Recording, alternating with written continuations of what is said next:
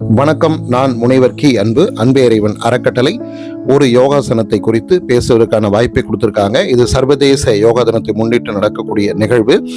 இதுல பாத்தீங்கன்னா இன்னைக்கு நம்ம மிருகாசனம் குறித்து பார்க்க போறோம்.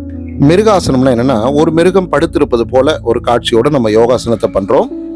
முதல்ல ஒரு தரை விரிப்பை போட்டுங்க, அது மேல நீங்க படுத்திருக்கும் போது உங்களுடைய வயிறு பார்த்தீங்கன்னா தரையில படும்படியாக படுத்திருக்கணும்.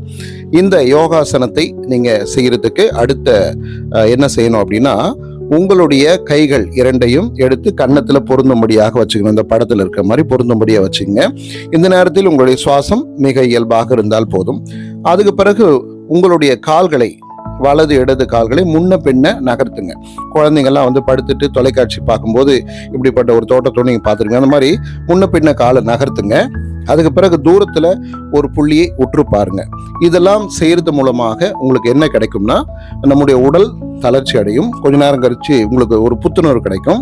அது மட்டும் இல்லாமல் நம்முடைய முதுகெலும்பு, இடுப்பெலும்பு, முழங்கால்கள் இதெல்லாம் தளர்வடையும். இதன் மூலமாக இன்னும் அதனுடைய ஆற்றல் பெருகும். நம்ம சமதளமாக படுத்துட்டு இதை செய்யறதுனால செரிமான மண்டலம் நல்லா சீராகும். அது மட்டும் இல்லாமல் நம்முடைய நரம்பு மண்டலங்கள்லாம் சீராகும்.